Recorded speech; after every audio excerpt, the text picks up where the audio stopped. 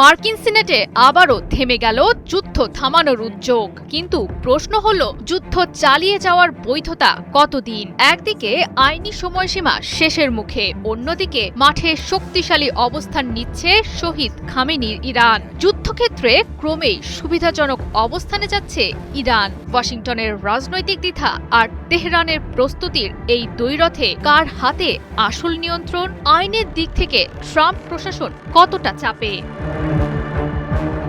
মার্কিন সিনেটে ডেমোক্রেটদের আনা যুদ্ধবিরতি প্রস্তাব ৪৭ থেকে ৫০ ভোটে বাতিল। অর্থাৎ যুদ্ধ থামানোর রাজনৈতিক সদিচ্ছা এখনো সংখ্যাগরিষ্ঠ নয়। তবে এখানেই রয়েছে বড় বার্তা।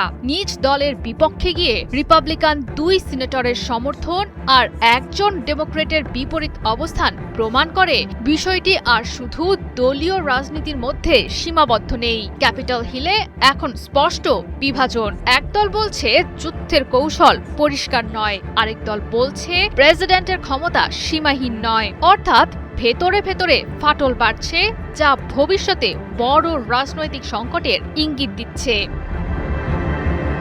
১৯৭৩ সালের ওয়ার পাওয়ার্স রেজলিউশন আইন অনুযায়ী কংগ্রেসের অনুমোদন ছাড়া ৬০ দিনের বেশি যুদ্ধ চালানো যায় না। আজ ১ মে, মানে সময়সীমা শেষ। এখন প্রশ্ন, ট্রাম্প কি কংগ্রেসকে পাশ কাটিয়ে যুদ্ধ চালিয়ে যাবেন, নাকি আইন মানতে বাধ্য হবেন? আইন বিশেষজ্ঞরা বলছেন, এই সময়সীমা অমান্য করলে তা সরাসরি ফেডারেল আইনের লঙ্ঘন হবে। অর্থাৎ যুদ্ধক্ষেত্রের পাশাপাশি ট্রাম্প প্রশাসন এখন আইনি যুদ্ধেও জড়িয়ে পড়েছে।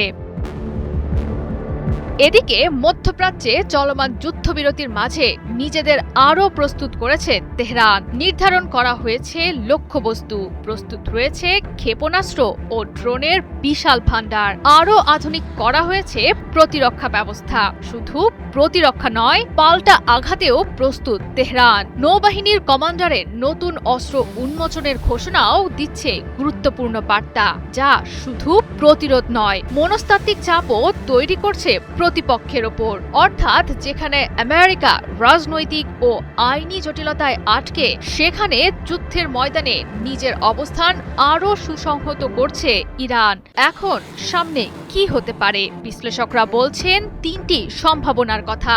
ট্রাম্প প্রশাসন ৩০ দিনের বাড়তি সময় নেবে, অথবা কংগ্রেসের অনুমোদনের জন্য চাপ বাড়বে, অথবা সীমিত যুদ্ধের নতুন কাঠামো সামনে আসবে।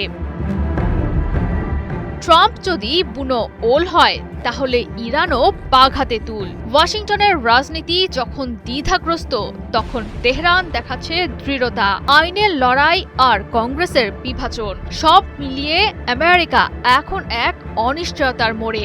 আর ঠিক সেই মুহূর্তে ইরান প্রস্তুত, সংগঠিত এবং আত্মবিশ্বাসী।